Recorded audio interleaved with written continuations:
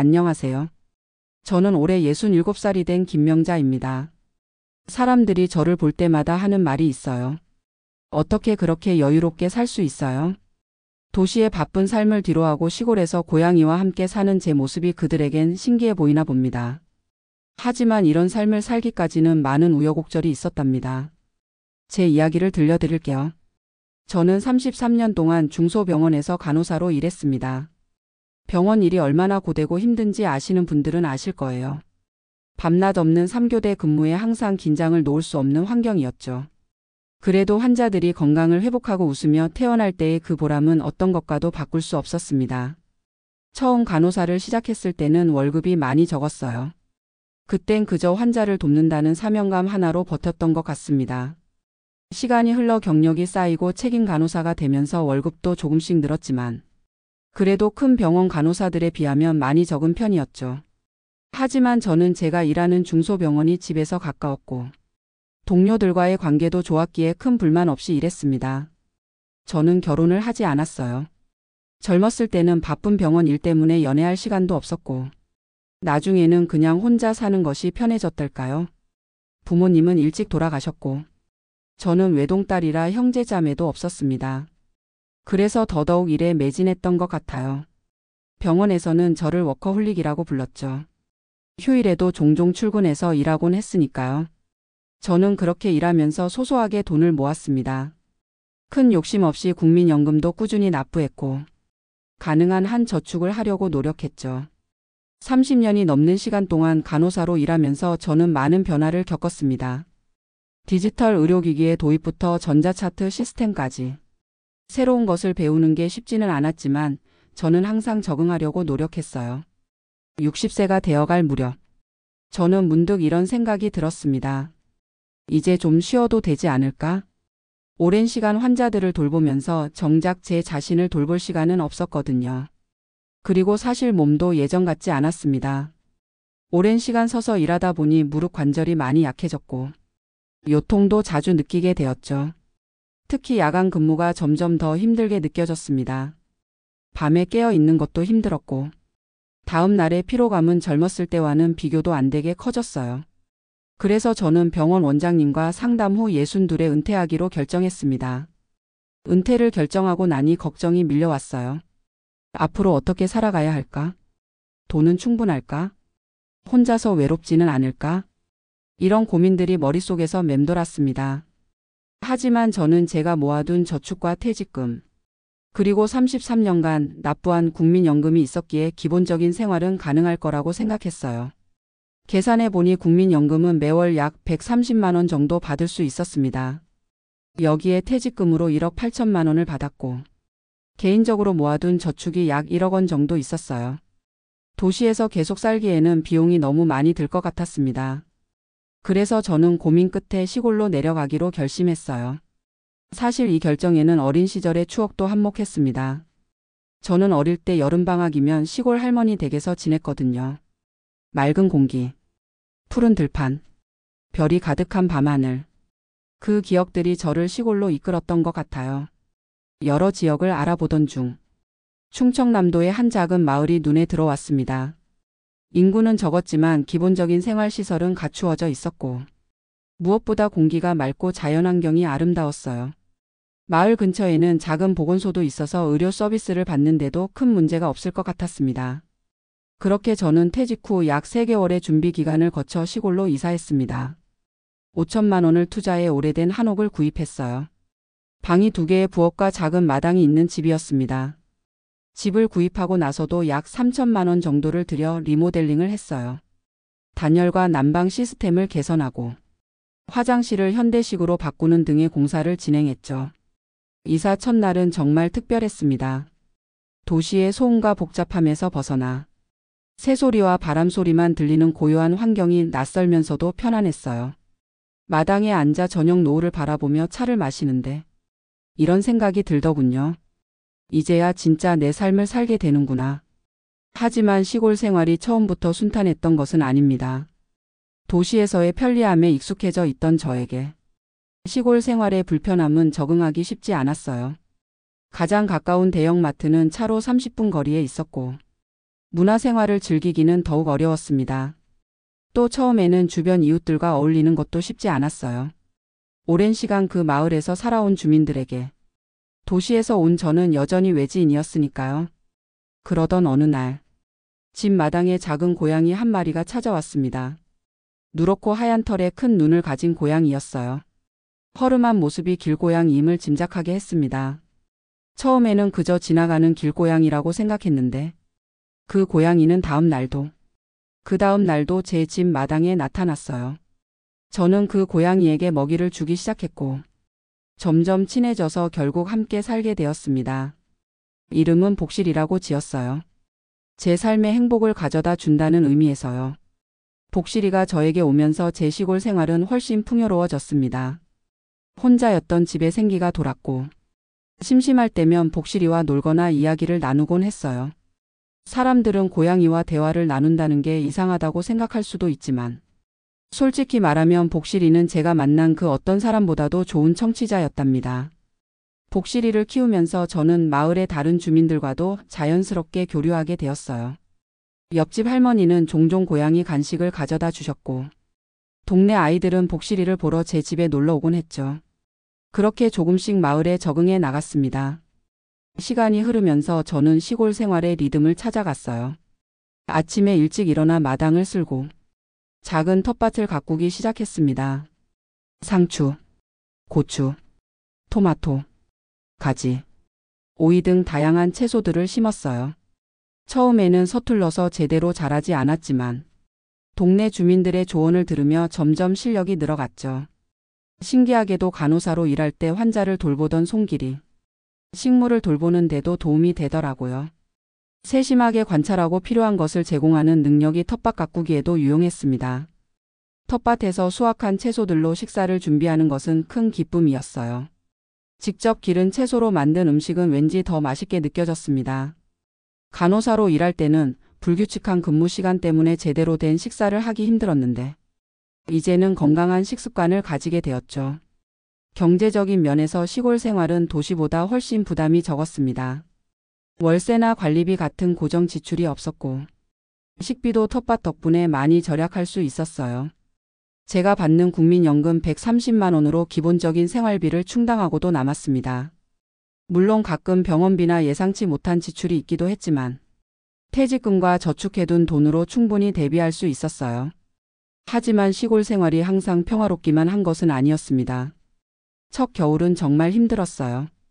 리모델링을 했음에도 오래된 한옥은 생각보다 춥고 난방비가 많이 들었습니다. 또한 건강 문제가 있을 때는 큰 병원과의 거리가 부담스러웠죠. 한 번은 밤중에 심한 복통이 왔는데 가까운 응급실까지 가는 데만 40분이 걸렸어요. 그때 도시 생활의 편리함이 그리웠던 것은 사실입니다. 또 다른 어려움은 외로움이었어요. 복실이가 있긴 했지만 가끔은 사람들과의 교류가 그리웠습니다. 특히 비가 오거나 눈이 오는 날에는 집에만 있어야 해서 답답함을 느끼곤 했죠. 그러다 문득 제가 간호사로서 가진 경험과 지식을 활용할 수 있는 방법이 없을까 고민하게 되었습니다. 고민 끝에 저는 마을의 작은 경로당에 찾아가 봉사활동을 시작했어요. 일주일에 2번. 오전 시간을 활용해 혈압 체크나 간단한 건강 상담을 해드리는 활동이었습니다. 처음에는 어색했지만 시간이 지날수록 마을 어르신들과 친해지게 되었고 그분들의 건강을 돌보는 것이 제게도 큰 보람이 되었어요. 어떤 할머니는 저에게 손수 담근 김치를 선물해 주셨고 또 다른 할아버지는 텃밭 가꾸는 법을 자세히 알려주셨죠. 봉사활동을 하면서 저는 이전에 느끼지 못했던 공동체의 따뜻함을 경험했습니다. 이렇게 새로운 일상이 자리 잡아가던 어느 날, 저는 마을 입구에서 다친 고양이 한 마리를 발견했어요. 검은 털에 한쪽 눈이 닫혀 있었습니다. 간호사 본능이 발동했는지 저는 그 고양이를 데리고 동물병원에 갔어요. 다행히 심각한 상태는 아니었고 치료 후 회복될 수 있다고 했습니다. 그 고양이를 집에 데려왔을 때 복실이는 처음에는 경계했지만 시간이 지나면서 서로 친해졌어요. 그 검은 고양이에게는 달림이라는 이름을 지어주었습니다. 어두운 밤하늘의 달처럼 검은 곳에서 빛나는 존재라는 의미에서요. 그렇게 저는 두 고양이와 함께 생활하게 되었습니다. 두 고양이는 서로 다른 성격을 가지고 있었어요. 복실이는 활발하고 호기심이 많았던 반면 달림은 조용하고 수줍음이 많았죠. 하지만 둘 다 저에게는 소중한 가족이 되었습니다. 시골에서의 생활이 2년째 접어들 무렵 저는 마을에서 꽤 알려진 사람이 되어 있었어요. 고향이 할머니 또는 간호사 선생님이라고 불리며 마을 주민들과 자연스럽게 어울리게 되었습니다. 어떤 분들은 제가 도시 생활을 포기하고 시골에 내려와 사는 것을 이해하지 못했어요. 서울에서 더 편하게 살 수 있을 텐데 왜 이런 시골에 사냐고 물으시는 분들도 계셨죠. 하지만 저는 이렇게 대답했습니다. 제가 필요한 것은 많지 않아요. 평화로운 환경과 소소한 일상의 기쁨. 그것으로 충분해요. 실제로 저는 시골에서의 삶에 만족하고 있었습니다. 물론 도시의 편리함이 그리울 때도 있었지만 그보다 더 큰 가치를 시골에서 찾았으니까요. 맑은 공기, 밤하늘의 별, 이웃들과의 따뜻한 교류, 그리고 무엇보다 제 속도대로 살아갈 수 있는 자유. 이런 것들은 돈으로 쉽게 살 수 없는 값진 것들이었습니다. 시골 생활 3년 차가 되었을 때 저는 새로운 도전을 시작했어요. 마을 주민 몇 분이 모여 작은 공동체 농장을 만들기로 한 것이었습니다. 각자 조금씩 땅을 모아 함께 농사를 짓는 프로젝트였어요. 저는 의료 지식을 활용해 건강에 좋은 허브를 재배하기로 했습니다. 로즈마리, 라벤더, 페퍼민트 등 다양한 허브를 심고 가꾸었어요. 공동체 농장은 생각보다 많은 노력이 필요했습니다. 꾸준히 관리해야 하고 때로는 날씨 변화에 대응해야 했죠. 하지만 함께 일하는 즐거움과 수확의 기쁨은 그 어떤 노력보다 컸습니다. 허브가 자라면서 저는 그것으로 할 수 있는 다양한 것들을 배웠어요. 허브차, 허브 오일, 허브를 활용한 요리 등. 그리고 그것들을 이웃들과 나누었죠. 공동체 농장 활동은 저에게 새로운 배움의 기회를 주었습니다. 33년간 의료 분야에만 몰두했던 저에게 농사는 완전히 새로운 세계였으니까요. 실패도 많았지만 그 과정에서 배우는 즐거움이 컸습니다. 저는 점점 더 다양한 지식을 쌓아갔고 그것을 마을 주민들과 나누게 되었어요. 한 번은 마을 행사에서 제가 기른 허브로 만든 차를 대접했는데 많은 분들이 맛있다고 칭찬해 주셨습니다. 그때 느낀 보람은 병원에서 환자들을 돌볼 때와는 또 다른 기쁨이었어요. 시골 생활 4년 차에 접어들면서 저는 제 집 마당 한편에 작은 온실을 만들었습니다. 겨울에도 허브와 채소를 기를 수 있는 공간이었어요. 물론 전문적인 온실은 아니었고 간단한 비닐하우스 형태였지만 그곳에서 사계절 내내 식물을 기를 수 있다는 것이 행복했습니다. 온실에는 복실이와 달림이 자주 놀러 왔어요. 특히 겨울에는 따뜻한 온실에서 낮잠을 자곤 했죠. 저는 두 고양이가 식물들 사이에서 평화롭게 자는 모습을 보며 행복을 느꼈습니다. 간호사였을 때도 행복했지만 지금의 삶도 그에 못지않게 행복하다.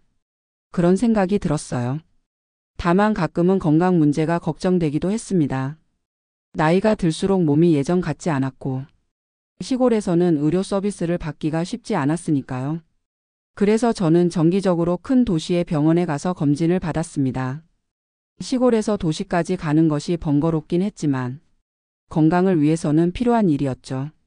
다행히 규칙적인 생활과 텃밭 일로 인한 적당한 운동, 그리고 직접 기른 채소로 만든 건강한 음식 덕분에 제 건강 상태는 나쁘지 않았습니다. 물론 노화로 인한 관절염이나 고혈압 같은 문제가 있었지만 약을 잘 챙겨 먹고 관리하면서 큰 어려움 없이 지냈어요. 시골에서의 생활이 5년째 접어들면서 저는 마을에서 꽤 중요한 역할을 하게 되었습니다. 경로당 건강 봉사를 계속하면서 이제는 마을 주민들의 건강 상담사 같은 역할을 하게 된 거죠. 특히 젊은 시절 간호사로 일했던 경험이 큰 도움이 되었습니다. 복잡한 의료 용어를 쉽게 설명해 드리거나 약 복용법을 안내해 드리는 일을 자주 했어요.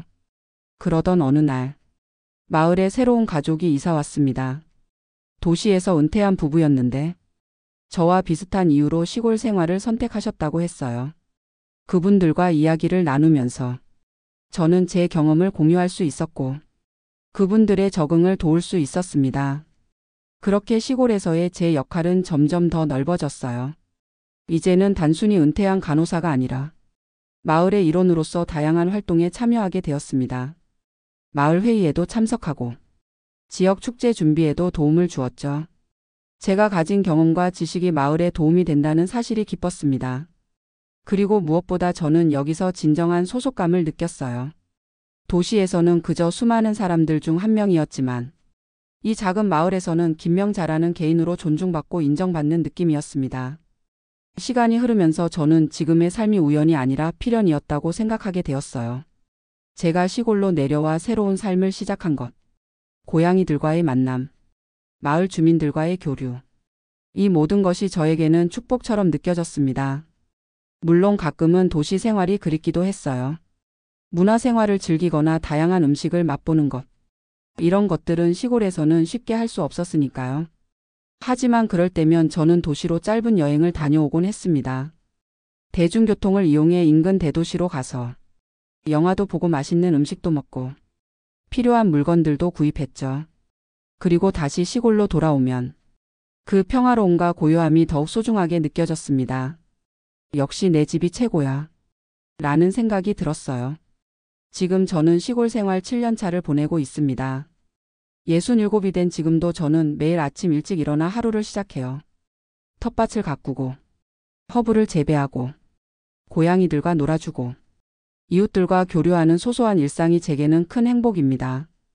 국민연금으로 받는 130만 원은 시골에서는 충분한 생활비가 되어주고 있어요.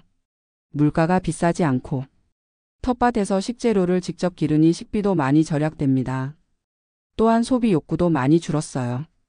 도시에서는 늘 새로운 것을 사고 싶은 유혹이 있었지만 시골에서는 정말 필요한 것만 구입하게 되었으니까요. 가끔 동네 아이들이 제 집에 놀러 옵니다. 고양이들과 놀기 위해서요. 아이들에게 허브차를 대접해주고 텃밭에서 채소를 따는 법을 알려주는 시간이 즐겁습니다. 이렇게 다양한 세대와 교류하는 것도 시골 생활의 큰 장점이에요. 도시에서는 주로 비슷한 연령대의 사람들과만 어울렸지만 여기서는 아이부터 어르신까지 다양한 사람들과 소통하게 되니까요. 돌이켜보면 제가 시골로 내려와 살기로 한 결정은 제 인생에서 가장 현명한 선택 중 하나였던 것 같아요. 물론 처음에는 불안하고 두렵기도 했지만 그 결정을 통해 제가 진정으로 원하는 삶을 찾게 되었으니까요. 간호사로서의 제 경력은 시골에서도 여전히 가치 있게 활용되고 있고 텃밭과 허브 재배를 통해 새로운 기술도 배웠습니다. 무엇보다 복실이와 달림이라는 두 고양이와 함께하는 일상은 제게 큰 기쁨이 되었습니다. 처음에는 외로움을 달래기 위해 시작한 고양이와의 생활이었지만 지금은 그들이 제 삶의 중심이 되었어요. 아침에 일어나면 제일 먼저 고양이들에게 인사하고 밤에 잠들기 전 마지막으로 보는 것도 그들입니다. 제가 텃밭에서 일할 때면 근처에서 저를 지켜보는 두 고양이의 모습이 얼마나 귀여운지 몰라요. 복실이는 이제 완전히 집고양이가 되어 편안하게 지내고 있습니다. 달림도 처음에 수줍음을 많이 벗어버리고 활발해졌어요. 두 고양이는 서로를 의지하며 때로는 장난치고 때로는 함께 낮잠을 자면서 하루를 보냅니다. 그들을 보고 있으면 문득 이런 생각이 들어요.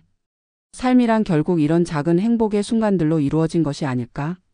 저는 도시에서 간호사로 일할 때 항상 바쁘게 살았습니다. 더 많은 돈을 벌기 위해, 더 높은 직위에 오르기 위해 끊임없이 노력했죠.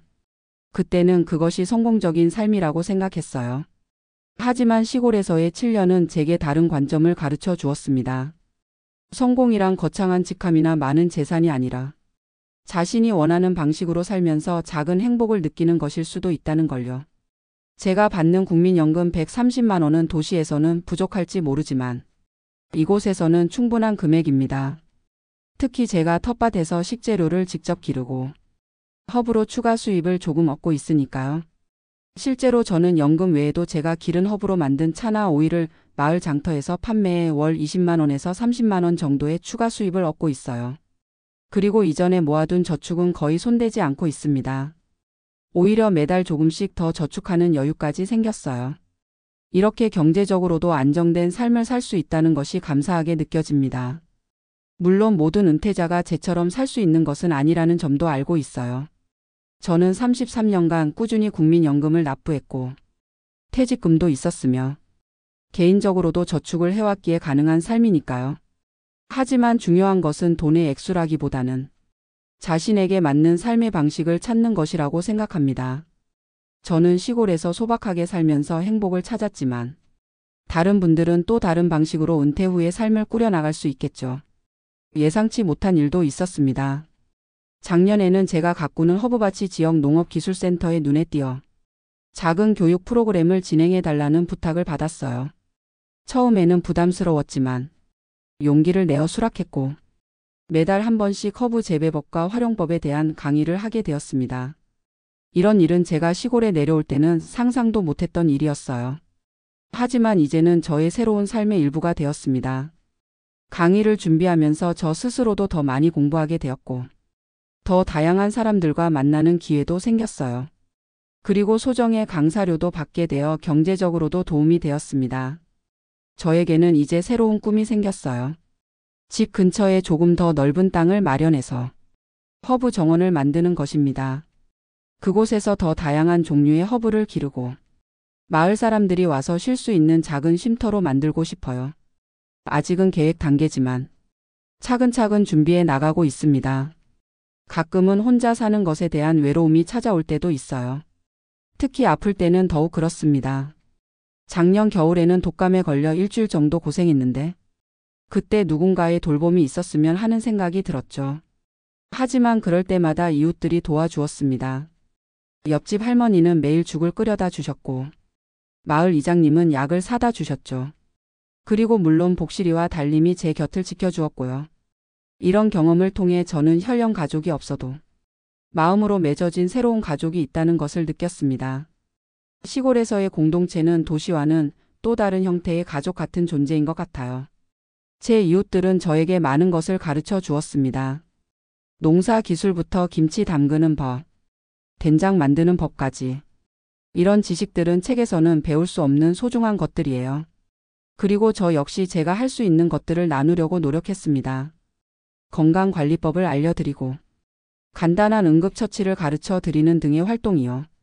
이런 지식과 경험의 교환은 마을 공동체를 더욱 풍요롭게 만들었다고 생각합니다. 저는 요즘 일기를 쓰기 시작했어요. 매일 저녁, 그날 있었던 일들을 기록하는 습관을 들이고 있습니다. 처음에는 그저 시간 보내기로 시작했지만 점점 그것이 제게 의미 있는 활동이 되었어요. 일기를 쓰면서 하루를 되돌아보고 감사한 일들을 떠올리게 되니까요. 가끔은 33년간의 간호사 생활을 회상하기도 합니다. 그 시간들이 헛되지 않았음을 느껴요. 많은 환자들에게 도움을 주었고 그 과정에서 저 역시 많은 것을 배웠으니까요. 그리고 그때의 경험이 지금의 제 삶에도 여전히 영향을 미치고 있다는 것도 깨닫게 되었습니다. 환자를 대할 때의 인내심과 세심함이 지금은 식물을 돌보고 이웃들과 관계를 맺는 데 도움이 되고 있으니까요. 인생이란 참 신기한 것 같아요. 한 시기의 경험이 다른 시기에 예상치 못한 방식으로 도움이 되니까요. 오늘도 저는 아침 일찍 일어나 텃밭에 나갔습니다. 아침 이슬이 맺힌 채소들을 보면서 행복을 느꼈어요. 복실이와 달님도 따라 나와 주변을 돌아다니며 놀았고요. 오후에는 경로당에 가서 어르신들의 혈압을 체크해드리고 건강 상담을 해드렸습니다. 그리고 저녁에는 제가 기른 채소로 간단한 식사를 준비했어요. 작은 일상이지만 이런 하루하루가 모여 제 인생을 이루고 있다고 생각하니 소중하게 느껴집니다. 가끔 제 선택을 후회하지 않느냐는 질문을 받곤 합니다.